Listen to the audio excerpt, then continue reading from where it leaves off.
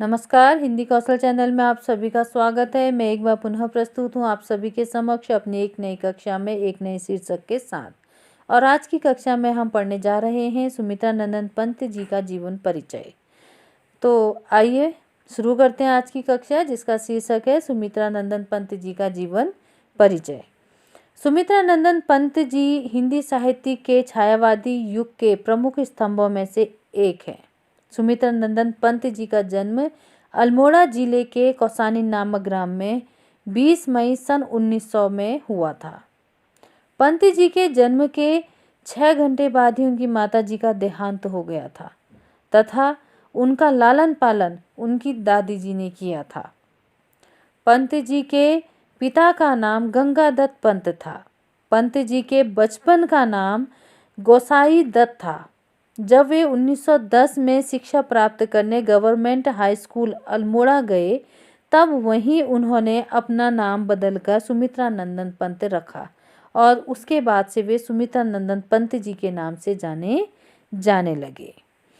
सन 1918 में वे अपने भाई के साथ काशी चले गए तथा वहां के क्वींस कॉलेज से हाई स्कूल की परीक्षा उत्तीर्ण कर म्योर कॉलेज में आगे की पढ़ाई के लिए इलाहाबाद चले गए। लेकिन 1921 में असहयोग आंदोलन के दौरान महात्मा गांधी जी द्वारा भारतीयों से अंग्रेजी विद्यालयों, महाविद्यालयों, न्यायालयों तथा अन्य सरकारी कार्यालयों का बहिष्कार करने के आह्वान से प्रभावित हो सुमित्रा नंदन पंत जी ने महाविद्यालय छोड़ दिया तथा घर पर रहकर ही हिंदी, संस्कृत, बंगला और अंग्रेजी भाषा साहित्य का गहन अध्ययन किया। इलाहाबाद में रहने के दौरान ही उनमें काव्य चेतना का विकास हुआ। इसके कई वर्ष पश्चात उनके परिवार को आर्थिक संकट का सामना करना पड़ा तथा इसी आर्थिक संकट के बीच उनके पिताजी का देहांत हो गया। पिताजी के बाद सुमित्रा नंदन पंत जी को आर्थिक संकट का सामना करना पड़ा और कर्ज से उभरने के लिए घर व जमीन दोनों बेचनी पड़ी। फिर पंत जी 1931 में कुंवर सुरेश सिंह जी के साथ काला कांकर प्रतापगढ़ चले गए और कई वर्ष तक वहीं रहे। इसी बीच 1938 में पंत जी ने प्रगतिशील मासिक पत्रिका रूपाभ का संपादन किया। 1950 से 1957 तक आकाशवाणी में परामर्शदाता रहे।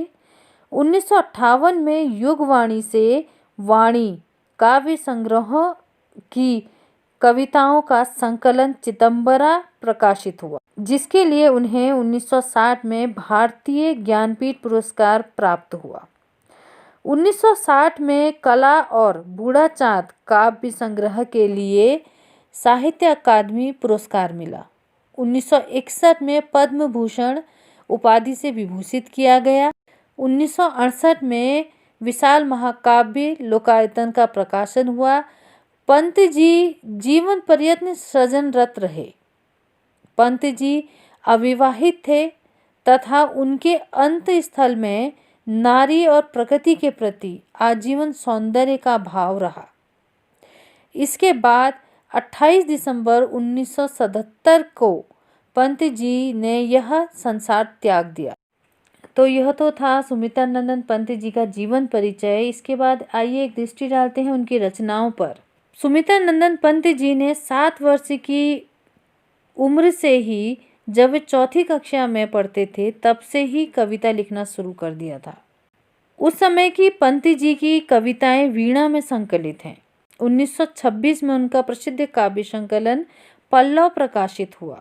वीणा और पल्लव में संकलित उनके लघु गीत व्यापक सौंदर्य का परिचय देते हैं। युगांत उनकी प्रगतिशील विचारधारा का प्रतीक है, तो वहीं ग्राम्य उनकी काव्य यात्रा के प्रखर स्वर की उद्घोषणा करती है। इसके अतिरिक्त भी पंत जी की अन्य कुछ रचनाएं हैं जो कि इस प्रकार हैं, जैसे ग्रंथि, गुंजन, ग्राम्य, युगांत, स्वर्ण किरण। स्वर्णधूलि, कला और बूढ़ा चांद, लोकायतन, चिदंबरा, सत्यकाम, उत्तरा, युगवाणी, अतिमा आदि। उनके जीवन काल में उनकी 28 पुस्तकें प्रकाशित हुई, जिनमें कविताएं, निबंध और पद्य नाटक आदि सम्मिलित हैं। सुमित्रा नंदन पंत जी की रचनाओं के बाद अब एक सूक्ष्म दृष्टि डालते हैं उनकी काव्यगत विशेषताओं पर। सुमित्रा नंदन पंत जी की काव्यगत विशेषताएं कुछ इस प्रकार हैं कि सुमित्रा नंदन पंत जी प्राकृतिक सौंदर्य, प्रेम और कोमलता के कवि थे। पंत जी छायावादी कवि थे। कल्पना शक्ति, रहस्यानुभूति, मानवतावादी दृष्टिकोण पंत जी की मुख्य काव्यगत विशेषताएं रही हैं। पंत जी प्राकृतिक सौंदर्य के कवि थे। पंत जी की रचनाओं में प्राकृतिक चित्रण सजीव और मनोहारी रहा है। झरना, पुष्प, बर्फ, शीतल वायु, भंवरों का गुंजन, सूर्य की किरणें, उषा किरण, तारों की चुनरी, लताएं, संध्या आदि सभी मुख्य काव्य के उपादान बने। पंत जी के काव्य जैसा कोमल, सूक्ष्म, सुंदर, मनोहारी, सजीव वर्णन तथा प्राकृतिक सौंदर्य का चित्रण अन्यत्र दुर्लभ है। प्राकृतिक सौंदर्य के साथ ही साथ पंत जी ने नारी सौंदर्य पर भी रचनाएं की हैं। उनकी रचनाओं में प्रगतिवादी विचारधारा के दर्शन होते हैं। काव्यगत विशेषताओं के बाद अब एक दृष्टि डालेंगे सुमित्रा नंदन पंत जी की भाषा शैली पर। पंत जी एक सफल शब्द शिल्पी थे। उनके शब्दों में पाठकों के अंतर्मन में गहरी अमिट छाप छोड़ने का सामर्थ्य था। पंत जी की भाषा में जहाँ संस्कृत भाषा के शब्दों की अधिकता दिखाई देती है, वहीं दूसरी ओर पंत जी भाषागत कोमलता को भी साथ लेकर चलते थे। वे भावानुकूल शब्दों का प्रयोग बड़ी सहजता और सरलता से करने में कुशल थे। उनके काव्य में अनुप्रास, रूपक, उपमा और मानवीकरण अलंकारों का प्रयोग द्रष्टव्य होता है। पंत जी हिंदी काव्य संपदा के ऐसे अनमोल रत्न थे जिनके काव्य हमें सदा सर्वदा आनंदित करते रहेंगे तथा साथ ही प्रकृति से जोड़े रहेंगे। इसी के साथ सुमित्रा नंदन पंत जी का जीवन परिचय यहीं समाप्त होता है और बहुत जल्दी मिलते हैं अपनी अगली कक्षा में, जिसमें हम पढ़ेंगे सुमित्रा नंदन पंत जी द्वारा रचित कविता ग्रामश्री। तब तक के लिए यदि आपको हमारी कक्षा पसंद आती है तो प्लीज़ इसे लाइक करें, शेयर करें और सब्सक्राइब करें।